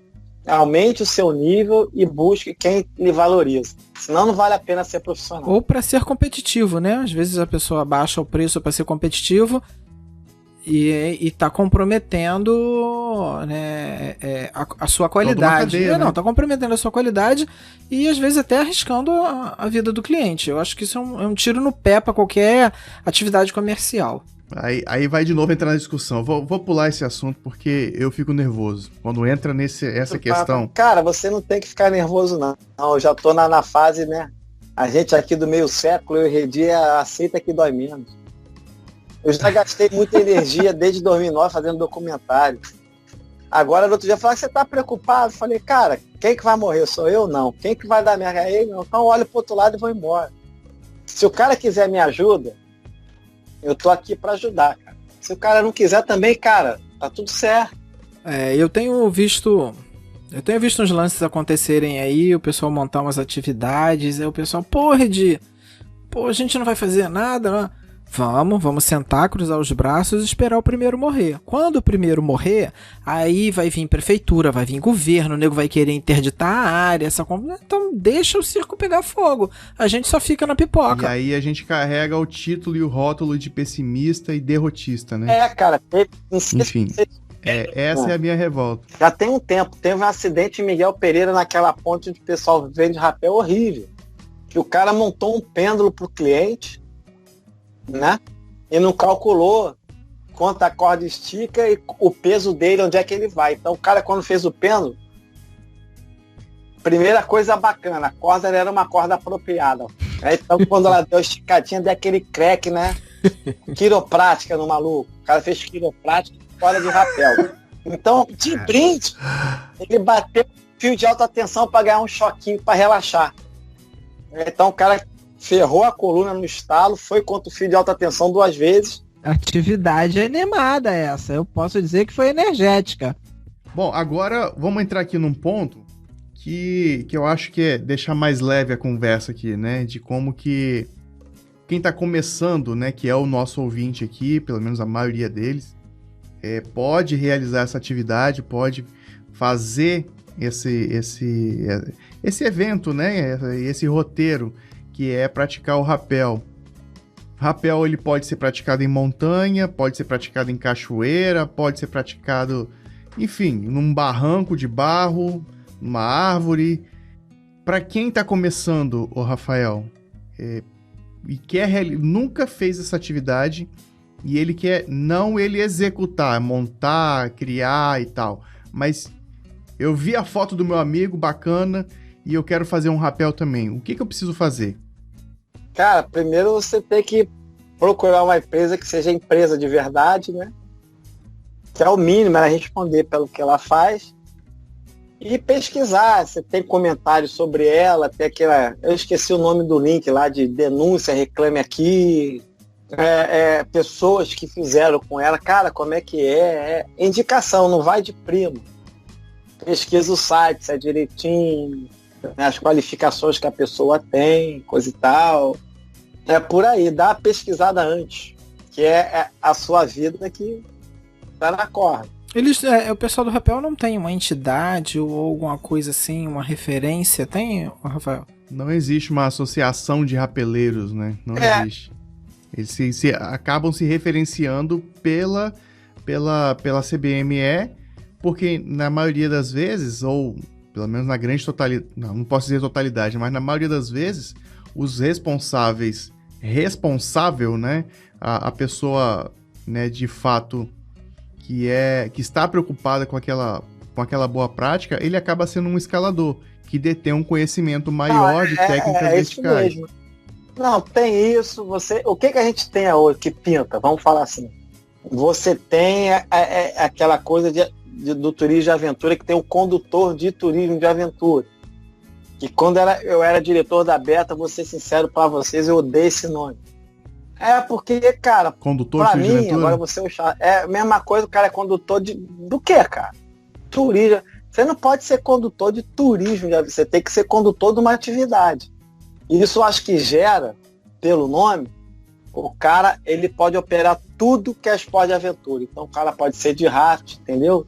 E quem é responsável por ele é a agência. Quem vai dar treinamento é a agência de turismo. Eu acho isso muito perigoso também. Porque você já está botando uma agência de turismo que ela não tem um CNPJ para treinar ninguém, nem pode, numa prática que, quando der o ruim, vai ser esportivo. A não ser que ela contrate um cara que faça tudo. Eu acho que geralmente o que acontece é isso. Quem é responsável pelo treinamento é a agência. Se ela treinar errado, é com ela. Isso já é um grande alívio, né? Ter alguém responsável. Sim, sim. Então, eu acho que é isso. É você pesquisar, ver quem é, bater um papo até com o cara. Pô, você saca sobre norma técnica, tem seguro aí? Como é que é o negócio? No seu site tem um sistema de gestão da segurança? Deixa eu ver como é que é. Ih, cara, se for perguntar isso aí, acho que não vai achar muita gente, não. Pois é uma pena isso. Geralmente, por exemplo, no meu site de escalada, como eu faço um monte de lugar diferente, no termo de risco e quando eu estou fazendo a atividade, eu sei montar. Só que, cara, se eu botar esse sistema de gestão de segurança no meu site, é uma coisa que tem que se pensar. Os caras ninguém vai ver. Nem vai ler. Que é muito técnico. Praticamente eu mostro como o sistema que eu trabalho. Então, a anamnese, se o cara vem, pá, e quando ele tá vindo comigo, eu explico muito bem. Cara, aqui você vai, eu tô botando essa corda, que chega ali, e então o cara vê que tudo tem o cara sabe o que ele tá fazendo. Que o sistema de gestão de segurança tem isso. Né? Se o cara não entender do que ele está fazendo, ele pode falar que tem o sistema de segurança todo errado. Quando eu era diretor da Beta, eu pensava muito nessas coisas. Eu tenho um SGS, mas quem é o cara que montou o teu SGS? Você pode cair naquela, eu tenho, o leigo, olha. Não é um leigo que se tu der um nó errado, fala que aquele nó ali desce ele de automático até a base, ele acredita. Cai muito, o cara é simpático. Eu escuto muito, nossa, ele é uma ótima pessoa, ele é tão simpático, ele me trata tão bem. O cara é incrível. Realmente é um ser humano incrível. Mas quando você tá mas o cliente não sabe o que é que o cara não sabe, tecnicamente incrível, que o incrível dele, o ser humano incrível não vai servir para nada, tecnicamente. Tem que ser os dois, você tem que ser educado, você tem que ser um empresário, você lida com pessoas, tem que entender de pessoas, mas tem que ser capacitado tecnicamente. Eu falei até com a Aline já isso, a gente precisaria criar uma coisa que fosse menos custosa no Brasil. Você sabe, você ser certificado pelo IMET, você tem que ter dinheiro. Sim, pela ISO também. Então isso aí você já inviabiliza de no Brasil você ter muita gente certificada. Isso não foi de propósito, eu acredito. Mas você cria uma elite, um cluster que só vai ter selo do IMET quem tem dinheiro. Então, por isso aqui no Rio de Janeiro ninguém vai ter selo do IMET. Você botar na cabeça de um pequeno empresário, que ele vai um perito na casa dele, auditor do bicho, só quando ele ficar muito grande que ele vai conseguir fazer isso. Até lá ele vai operar 10 anos. Então, se a gente criasse, sei lá, tô viajando aqui, que o cara fosse mais simples, ele poder ter uma referência para a pessoa ver, bacana. Então, por exemplo, do meu lado aqui, vou puxar a brasa para minha sardinha, graças a Deus tem. Eu trabalho para escalada, eu tenho a Agperd. O cara entra no site, vê como eu me qualifiquei, vê que eu fiz 5 provas, vi que para ser instrutor é difícil pra cacete. Eu tenho a carteirinha e a credencial que serve de referência. Se eu fizer bosta, o cara vai na associação, o cara tá fazendo isso comigo. Tem um conselho de ética que me tira. Não é caro. Dá um trabalho, é difícil. Sim. Então eu acho que seria um bom exemplo para o Brasil, que eu acho que a CBME quer fazer, né? Sim, eu já vi as movimentações. O negócio não vai ser caro. Né? Porque fala, não tem dinheiro. O negócio vai ser exigente. Então acho que é por aí. E hoje, se me perguntarem, Renan, já estou viajando na maionese, me pergunta direto, eu quero me certificar, não sei o que, cara, ainda não tem, mas o que eu faço? Faz um curso de primeiro socorro e ambiente remoto porreta, acabou, faça um curso de orientação e vai trabalhar com corda com essas coisas, faça no mínimo um curso básico de escalada. Ponto, já está bem cercado, que com o curso básico de escalada, bem feito ou com outro curso, Ele vai abrir a norma técnica e vai entender que o cara tá falando ali. Sim. É muito técnico, norma técnica. O cara abre, ih, meu irmão, o que é isso? Né? Faça um sistema de redução.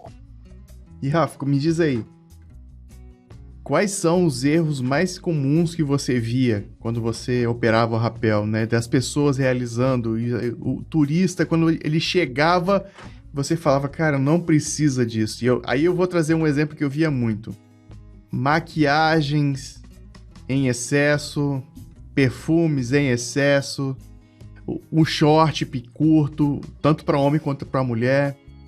Poderia citar aqui vários, eu quero passar a bola para você aqui. Quais são os erros que são comuns as pessoas fazerem pelo desconhecimento? E muitas vezes, quando ela vai realizar esse tipo de atividade, não tem ali aquela ficha informando, olha, você vá com um calçado desse tipo, vá com uma roupa desse tipo, leve água, sabe?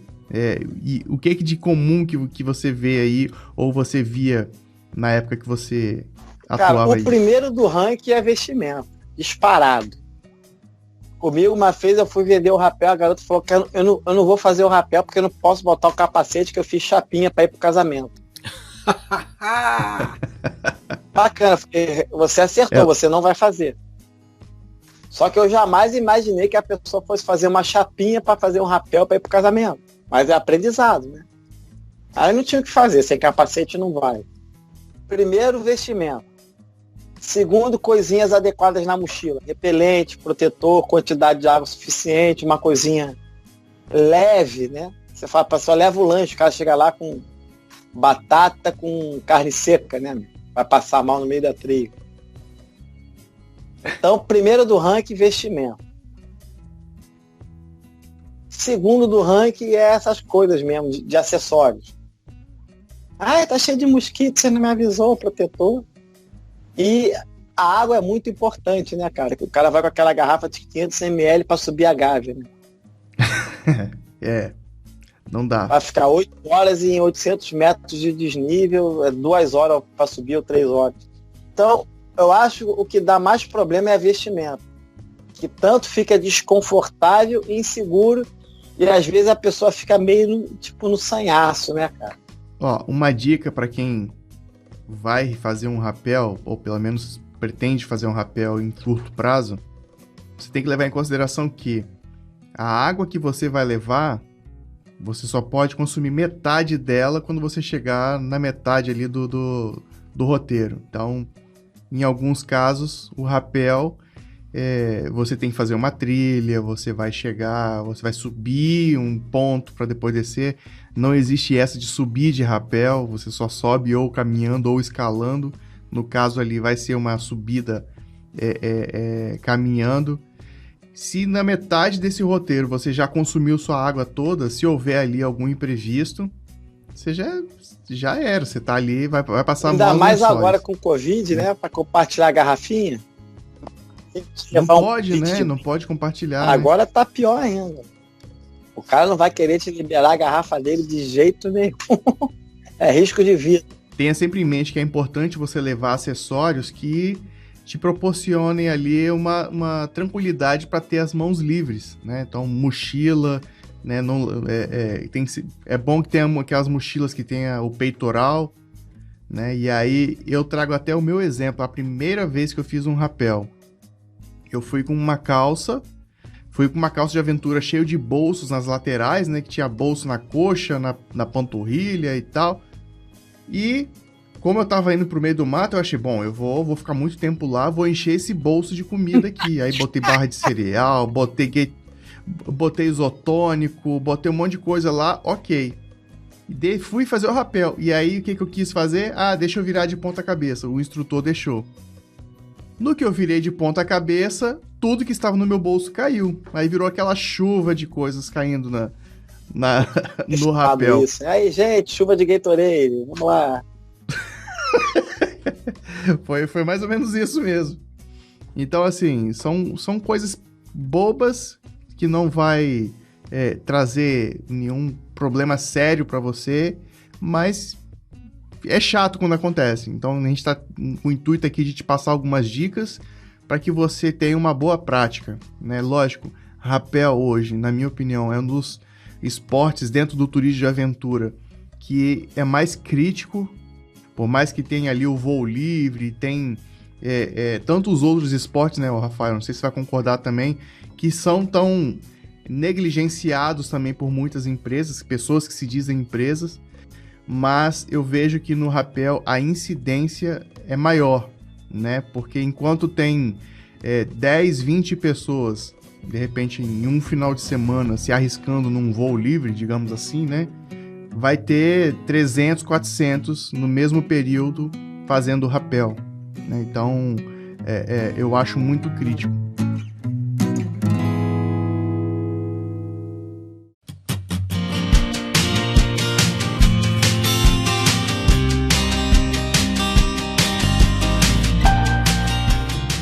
Quero agradecer, Rafael, a sua participação com a gente aqui.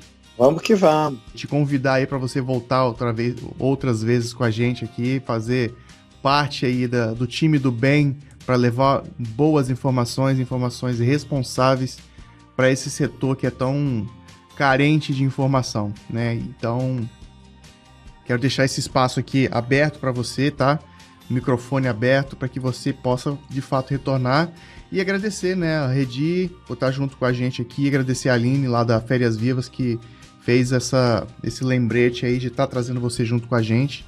Diz aí, ô Rafael, como é que as pessoas podem te encontrar, né, como é que o turista de aventura, ele quiser ter a honra ali de realizar uma atividade com o Rafael Heine no Rio de Janeiro, Isso. Como é que ele tem que fazer?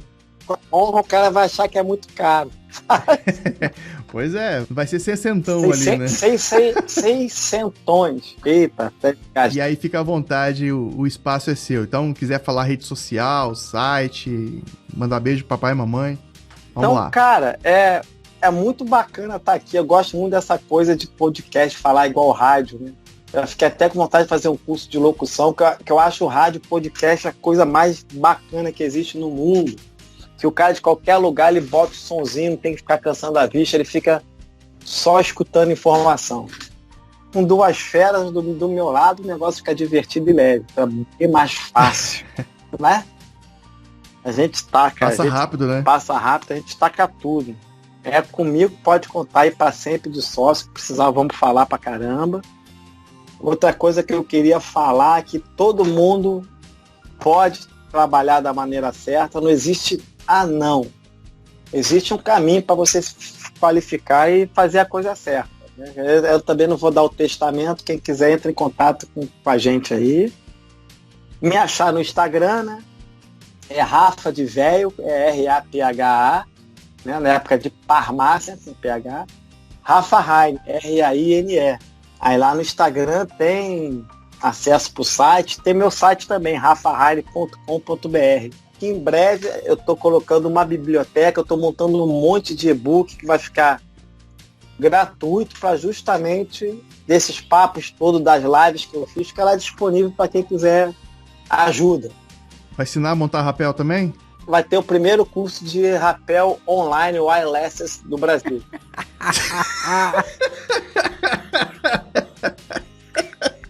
Bluetooth. É o primeiro curso de rapel hopeless, né? Eu tenho uma iniciação escalada, que é um curso tipo em módulos, né? Ele aprende a dar segurança, vai tipo no máximo top rope, arma um rapel no top rope, faz uma viazinha de 60 metros. Ele aprende a dar segurança, a montar o rapel para sair e a fazer um auto resgate se ficar na bosta. Então ele já vai poder participar de coisinha pequena. O cara gosta, tipo uma universidade, ó. Vamos fazer o que falta para você completar o currículo básico, que é o da federação, para tu ter a carteirinha lá de montanhista armador. Aí tem um módulo de aprimoramento. Cara, vamos fazer mais 4 vias, que é o básico 2. Aí você vai pegar mais firmeza. Eu quero mais. Qual é o próximo módulo? Vamos guiar. Curso de guia, que a gente tem técnica de auto-resgate, tipo ficar com nó de mula, subir no cara, botar o cara em você e descer. Eu dou até separado também. Aí quando o cara vai querendo muito mais do que isso, já não está mais no Rio de Janeiro. Cara, eu quero coisas grandes, fenda com móvel, eu já começo a mandar para Friburgo lá, para a galera de Friburgo, que é mais fácil o cara ficar lá para fazer isso, e se ele quiser mais disso, eu mando parceiro para alta montanha.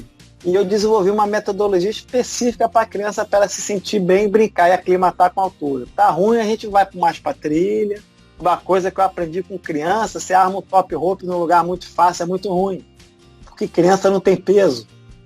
Então você bota num rampão, assim, fala, joga o peso para trás, você tá lá embaixo para ela descer. A criança joga e não vem. Aí o curso de auto-resgate, de resgate, vai com criança, vai fazer a falta nessa hora. Você tem que subir de contrapeso, como é que tu faz? A criança, você fica nervosão. Eu passei isso tudo com a minha filha, desci com ela rapel, com ela rebocada, ela colada na minha cadeirinha. E depois a gente conversa mais sobre isso. Redi, deixa aí seus recados finais, suas considerações e dá o seu tchau e rede social. Cara, já conheço o Rafa há um bom tempo, né? E já recomendei ele como guia até pra gringo, né, Rafa? Então, assim, figuraça dentro do montanhismo e atuante na Guiperd, né? Você ainda tá lá, o Rafa? Agora que eu tô lá de verdade, agora eu tô na diretoria, eu tô ferrado. E é isso, né? Foi legal, acho que foi legal, assim, acho que a gente falou mais de empresários, né, e empresas de aventura do que rapel em si, porque no fundo o rapel é uma coisa tranquila, né? Acho que o problema é esse, é tão fácil de você aprender que todo mundo acha que é expert, que pode fazer não montar uma empresa baseada nisso, né? Então fica aí pros ouvintes do Na Trilha aí essa experiência, essa visão aí do nosso parceiro aí, Rafa, lá do Rio de Janeiro. Eu tô chegando à conclusão aqui, em vez de colocar rapel, eu vou colocar o rapel comercial. Eu acho que encaixa melhor com esse nome, né? Porque traz uma outra perspectiva. Fica mais para da gente. Inclusive, eu acho que os caras montaram aí, mas não é oficial, que não é linkado ao Ministério do Turismo.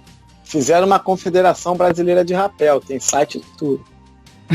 Eu lembro disso aí, cara, nossa. Eles estão dando carteira e tudo pro cara, falando que o cara é instrutor certificado pela Confederação Brasileira de Rapel. Mas legalmente, ela não representa nada, porque o rapel ele ainda não é reconhecido como esporte, entendeu? Então é isso, ouvinte, eu quero agradecer a sua participação, eu quero agradecer o seu download, faça esse programa chegar em muitas outras pessoas, compartilhe-o na trilha, seja pelo Spotify, pelo Deezer, iTunes, Amazon Music, tudo quanto é tipo de plataforma, o Na Trilha está disponível. Eu sou Renan Cirilo Alves, o @Recirilo das redes sociais. Aguardo seu contato. O que você achou dessa conversa aqui? Você expandiu a sua informação, expandiu a sua curiosidade em relação a um rapel, ou agora você entende mais o que permeia esse mundo? Diz pra gente, natrilhapc@gmail.com ou em todas as redes sociais Na Trilha PC. Eu fico aqui. Rafael, de novo, mais uma vez, obrigado aí pela sua participação. Até a próxima, um grande beijo e tchau!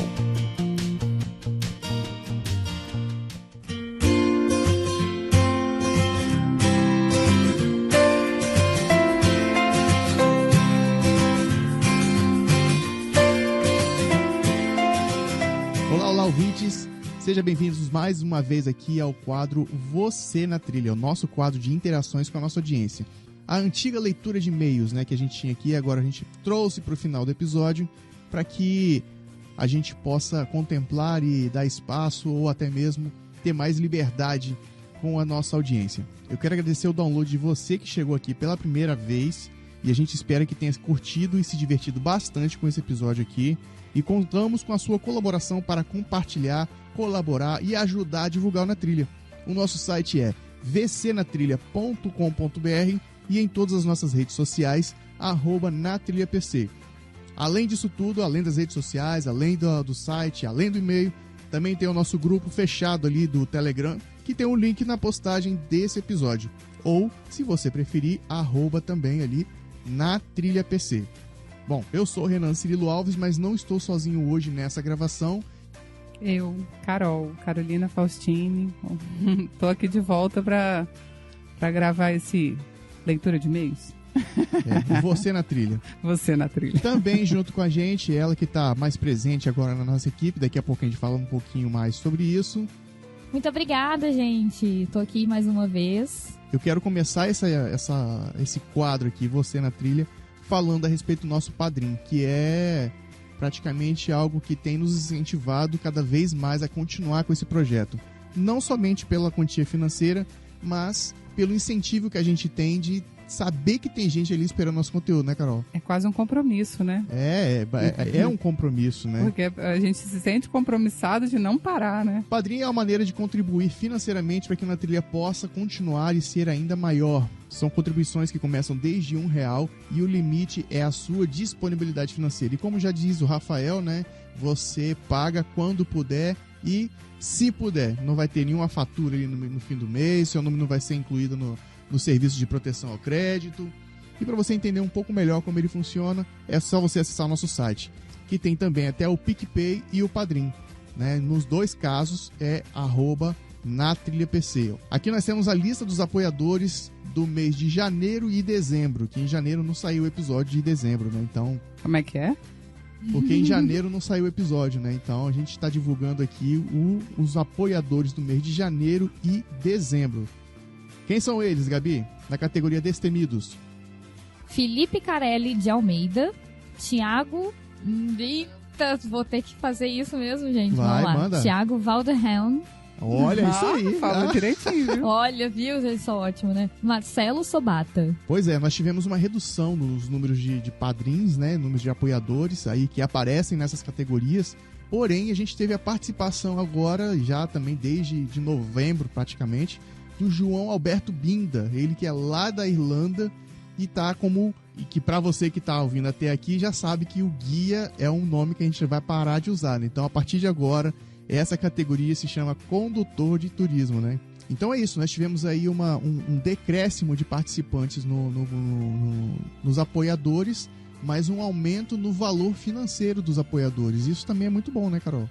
É assim, para nós como instituição, para nós como programa, como produtores, é importante as duas coisas, né? Assim, sim, que tenha uma quantidade expressiva de pessoas e o valor, né? financeiro. Então, assim, para nós, tanto faz se a pessoa doou 1 ou doou 10, também tem todo o nosso carinho e respeito, claro, e nosso muito obrigado, mas esse é um diagnóstico, né? Dessa vez foi assim, reduziu o número de pessoas, mas manteve o número...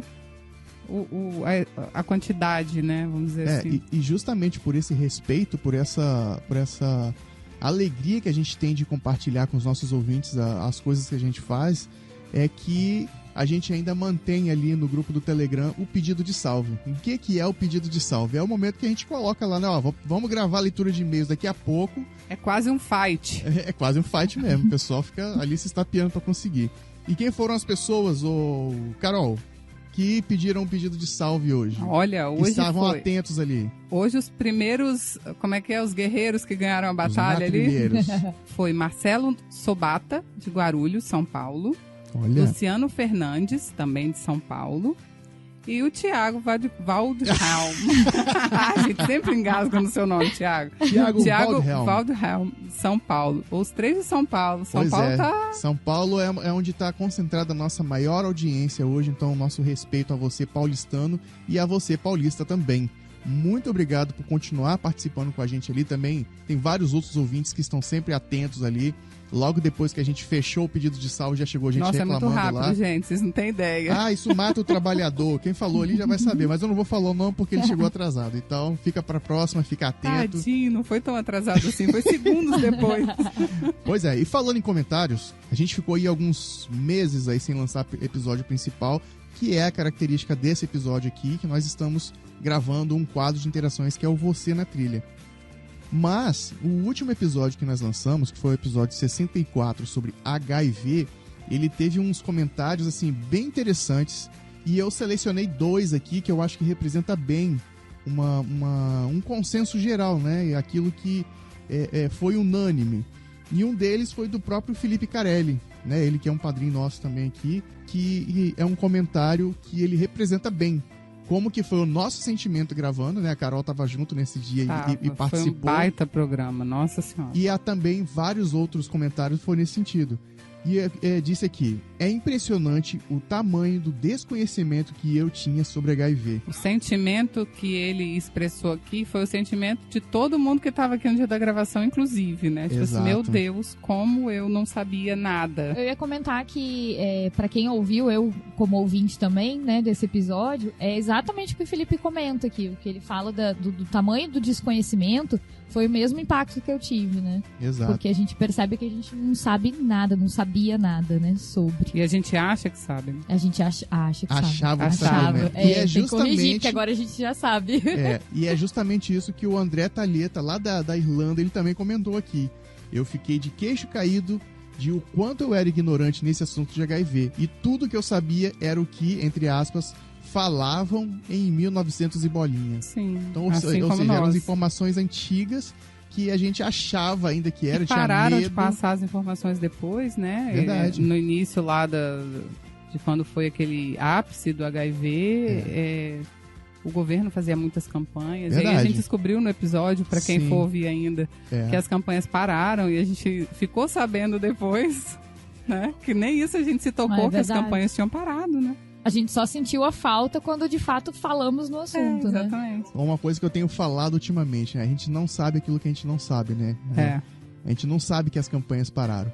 Mas enfim, daqui a pouco a gente tá abrindo aqui um episódio do Bate-Volta pra falar disso. Pra falar de HIV. Quem gostou bastante desse episódio também, não só do episódio, quanto também do pós-episódio, foi a própria doutora Rúbia Miossi. Eu conversei com ela algumas vezes, mandei mensagem, porque agora a gente é amigo de WhatsApp, né? E aí... Gente, ela é muito gente boa. E ela ficou assim, apaixonada, ela quer voltar pra conversar com a gente. E a gente tá aguardando aí a agenda dela dar uma liberada aí. Então, ouvinte, vai lá nas redes sociais dela, doutora Rúbia Miossi, e fala lá, gente, ouvi o episódio, gostei, volta lá pra conversar mais, ela vai ficar feliz, e nós também. Também tiveram outras pessoas, Renan, que se manifestaram sobre esse assunto.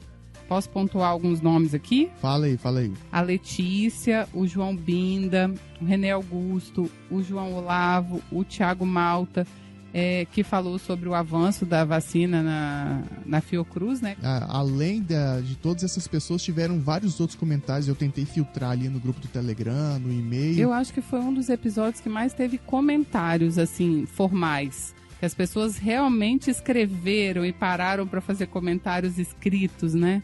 Já tiveram outros episódios com bastante comentários, mas esse foi o que mais trouxe essa reação de ignorância. Caramba, eu não sabia disso. Porque a gente tem esse perfil, né, de trazer informação e etc. Mas nesse quesito, esse episódio, ele realmente foi muito, bem informativo. Né? Uma ignorância unânime. Uma ignorância coletiva. Bom, agora a gente tem alguns recados aqui, além de todos esses comentários, além do padrinho e tal, alguns comentários que eu queria trazer aqui pra vocês. Primeira coisa é mandar um abraço aqui pra galera lá da Irlanda, né, os natrilheiros lá da Irlanda que estão se multiplicando. Tem o João, tem a Roberta, que tem o outro João. O João Binda, tem o André Talheta, a própria Letícia também, que comentou lá do episódio de HIV, ela também é lá da Irlanda, então eu quero mandar aqui um abraço. Sinto o cheiro, ou pelo menos já consigo enxergar lá na curvazinha um episódio a gente falando sobre a Irlanda, as aventuras na Irlanda, mas depende se a audiência pedir isso, né, participar. Então, quem sabe aí a gente não grava um episódio falando com a galera lá da Irlanda. Seria legal, hein? O que você acha? Seria bem legal. Interessante. Eu acho que é bacana falar e trazer essa galera pra comentar também, outras sugerir culturas, pautas, o que eles andam fazendo lá, até porque quais eles são trilheiros normalmente, então, né? Então eles têm muita coisa pra contar. Muito pra contribuir com a gente. Exatamente. Né? Bom, olha, eu quero ressaltar aqui, eu quero destacar a importância, essa sua importância, ouvinte, a Gabi acabou de falar aqui de sugestão de pauta, compartilhar e tal, pedir a sua colaboração para que você ajude o Na Trilha a chegar em pessoas que, assim como você também, são amantes da natureza, amantes das atividades ao ar livre, para que você ajude também o Na Trilha a chegar neles. E para isso, o Na Trilha ele tá no Spotify, tá no iTunes, na Amazon Music, no Castbox, Play Plus, que é o aplicativo da Rede Record, e qualquer outro agregador. Para você que está ouvindo esse episódio, você que está ouvindo até aqui, está ouvindo pela internet, né? Tá ouvindo em algum site de notícias, tá ouvindo em algum site parceiro. Ou até no próprio site do Na Trilha ou mesmo. até mesmo no próprio site do Na Trilha também é possível você baixar esse episódio para ouvir ele enquanto você estiver em algum local que não tenha sinal de internet. É uma opção que você tem aí. Se tiver alguma dificuldade, manda e-mail pra gente, manda mensagem que a gente te ajuda. Se vocês identificarem também qualquer agregador que não esteja baixando o programa do Na Trilha, nos avise. Qualquer probleminha. Exatamente. Ó, então, pra você que não tá ouvindo esse episódio, manda uma mensagem pra gente que a gente vai não, que tá um ouvindo jeito. que não seja por agregador, por causa de algum se ele não estiver motivo. ouvindo, então manda mensagem pra gente. Ó, eu recebi alguns e-mails pedindo informações a respeito do Monte Roraima, que a gente comentou em alguns episódios para trás aí, que em novembro de 2021 nós iremos ao Monte Roraima. Bom, dado a situação e o contexto atual de pandemia, ainda está muito incerto. Porém, a nossa intenção, a nossa vontade é de que se mantenha.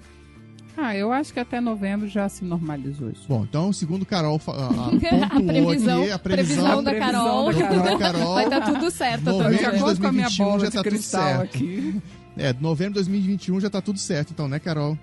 Vai já acabou tá a pandemia certo no mundo. É nosso desejo de que a gente possa ir. Quando eu digo a gente, é que a gente tenha um grupo de natrilheiros indo, tá? E já tem várias pessoas.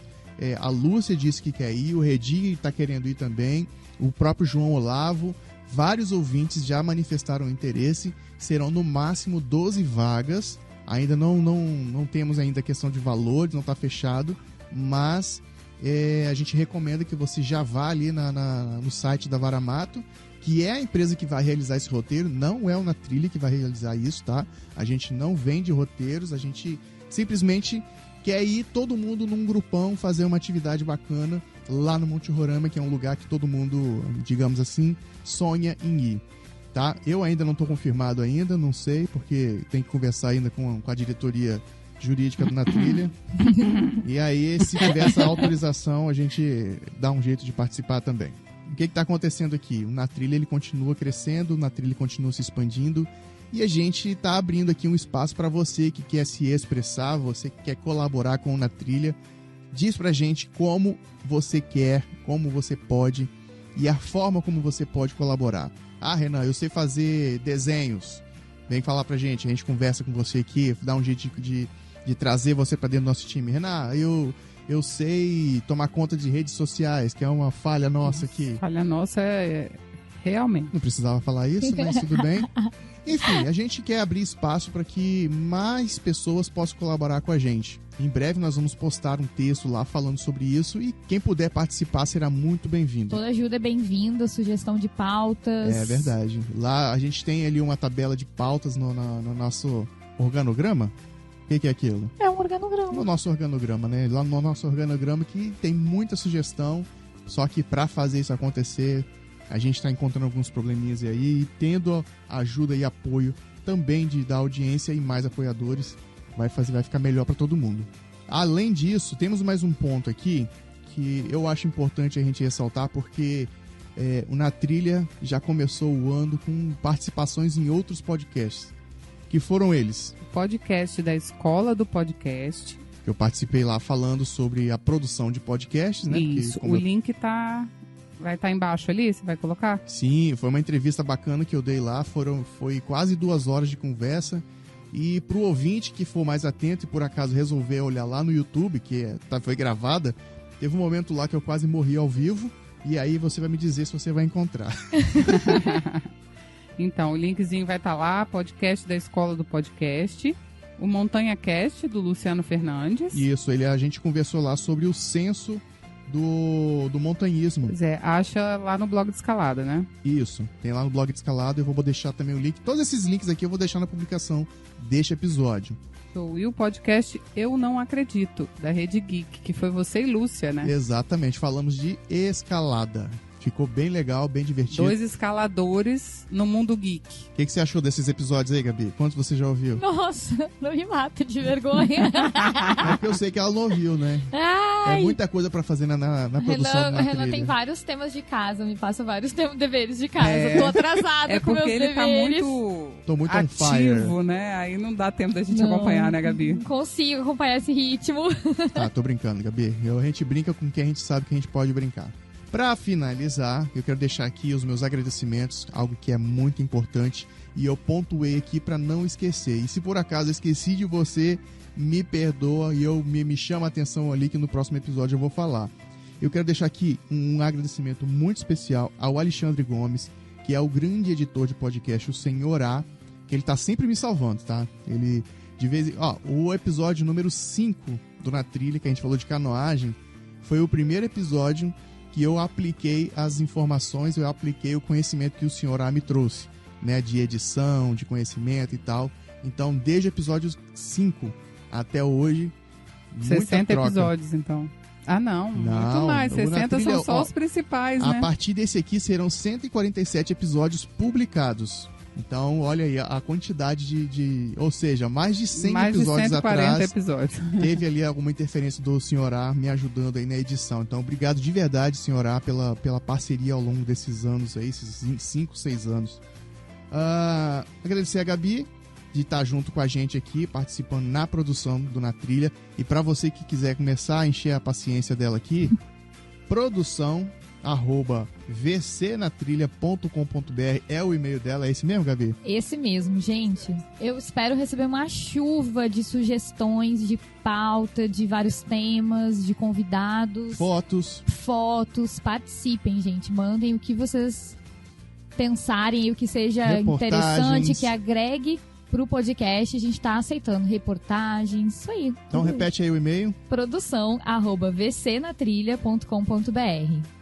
Lógico que se tratando de um e-mail, é producal@vcnatrilha.com.br. Deixar também agradecimento à ONG Férias Vivas, né? Lá através da Aline Baman, ela que trouxe a indicação do Rafael Heine, que trouxe muito conhecimento pra gente aqui. Não somente isso, vários próximos assuntos que serão tratados aqui no Na Trilha, os convidados foram indicação da própria ONG Férias Vivas, a qual nós também somos embaixadores, né? O Na Trilha também é embaixador da ONG Férias Vivas. Não conhece a ONG Férias Vivas? Tem 2 episódios explicando para vocês o que são, e eu vou colocar na descrição também desse episódio aqui. Vale muito a pena, viu, gente? O trabalho conhecer. que eles fazem, que é excepcional.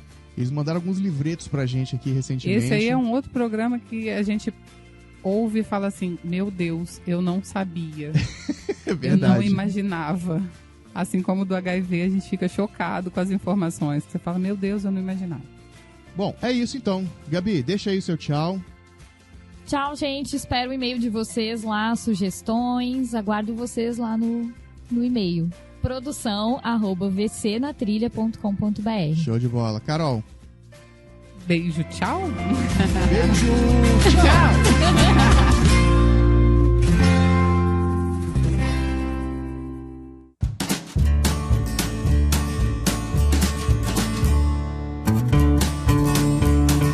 Então já foram 4 ou 5 nessa brincadeira aí. Pula quem Brasil quer, não é né? para amador. Nossa, ó. Atividade animada essa. Eu posso dizer que foi energética. Só pra constar, essa conversa aqui, os últimos 3, 4 minutos, eu não vou publicar, não.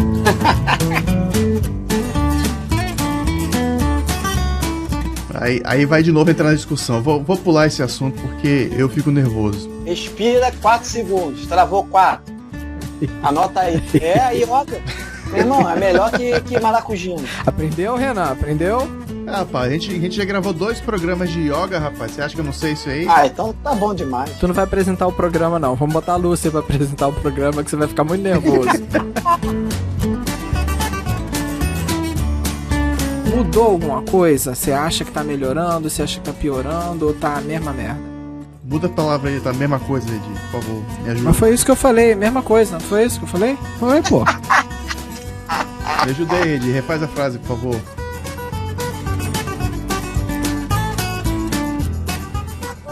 Obrigado. Pode entender aí, Rafael. Eu trouxe lanchinho, que oferece pra isso. Vocês querem a mousse de chocolate? Manda aí. Ah, eu quero. Manda pelo WhatsApp, que ele falou. Aqui, Obrigado. Tá bom. Pra mim tudo. Deixa comigo. Tá alimentado pra não apagar na pedra, né? Não apagar na pedra. Tá, mas aí, ô Rafael, vamos lá. Cara, se o cara botar um sistema de gestão de segurança legal...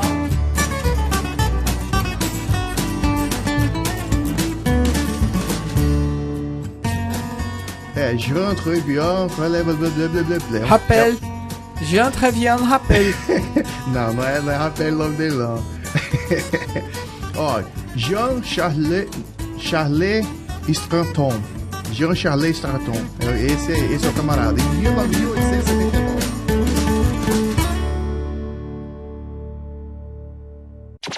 Faça desse podcast a sua aventura. Esse programa foi produzido e editado por Na Trilha, podcast Transmídia.